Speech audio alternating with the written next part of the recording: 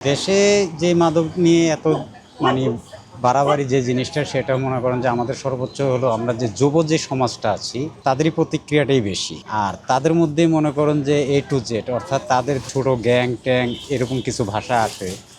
এই যুব সমাজ থেকে কিন্তু ওই জিনিসটাও তৈরি হয়ে আসে। এটাও কিন্তু মাদক প্রতিক্রিয়ায় কিন্তু আজকে আমাদের এই দেশের যে সমাজটা যে রাজনীতি হোক বা সামাজিকভাবে যেটাই হচ্ছে সেটা কিন্তু মাদক নিয়ে প্রতিক্রিয়াটা কিন্তু অনেক রকম ব্যতিক্রম কিছু হয়ে আসে। যেমন আপনার ছিনতাই, সন্ত্রাসী, চাঁদাবাজি, রাহাজানি এরকম বহু কিছু মনে করেন যে মাদক থেকেই সেবন থেকেই কিন্তু ওগুলো হয়ে আসতেছে। আজকে আপনি একটা ভালো জিনিস দেখতে পারবেন যে আপনার এই যে রাজনৈতিকভাবে যে আমরা প্রতিক্রিয়াটা যেটা দেখি যে কিছু অঘটন ঘটলে সেটা মনে করেন যে আমরা দলীয় পর্যায়ে চলে যাই, যে এটা বিএনপি করতেছে, এটা জামাত করতেছে, এটা অমুক করতেছে।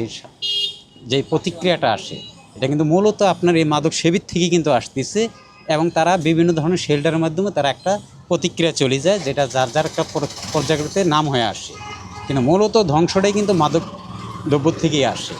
কিন্তু এই জিনিসটা যদি আমরা সাধারণ জনগণরা যদি এটার প্রতিক্রিয়া যদি দৃষ্টান্তভাবে না দেখতে পারি তাহলে এটা আরও ভয়ানকভাবে চলে যাবে মাদক বিষয়টা। আজকে যা আমরা দেখতেছি তার দ্বিগুণ পর্যায়ে চলে যাবে। আশা করি যে এই মাদক সেবনটা আমরা সাধারণ জনগণ, সাধারণ যে আমরা যুব সমাজরা যারা আছি তারা সচেতন হই যেন এটাকে নির্মূলভাবে কীভাবে এটা বন্ধ করা যায়, প্রতিক্রিয়াটাকে দমন করা যায়, এটা আমাদেরকে সচেতন হতে হবে। প্রতিটা এখন বলতে গেলে যে এটা আপনার মনে করেন যে শেল্টারটা মনে করেন যে বাইরের থেকেও আসে, দেশের থেকেও আসে, বিভিন্ন জায়গায় বিভিন্ন প্রতিক্রিয়ায় কিন্তু আমরা এই জিনিসটা উৎপাদিত বাংলাদেশে আমরা ঢুকি। যেমন পার্শ্ববর্তী ভারত থেকেও আসে, বার্মার থেকেও আসে, এরকম বিভিন্ন মানে থেকে এই জিনিসটা মাদক হয়ে আসে। আচ্ছা, যারা মাদক সেবন করে বা যারা মাদক ডিলার আছেন তারা কি আসলে কোনো রাজনৈতিক ছত্রছায়া? অবশ্যই অবশ্যই। কারণ আপনি একটা জিনিস খেয়াল করতে পারেন যে আমরা সাধারণ যারা মাদক সেবী মানে মিডিয়াতে যেটা দেখেন তো এই পর্যন্ত কোনো বড় কোনো ডিলারে ওরা ধরতে পারছে কি না, পারে নাই। কিন্তু ধরে কি ওই যে যারা সেবন করে বা একটু হালকাভাবে যারা নিয়ে আসে তাদেরকে কিন্তু অ্যারেস্ট করতেছে, কিন্তু বড় ধরনের প্রতিক্রিয়া ডিলারটা এরকম দেখা যায় না।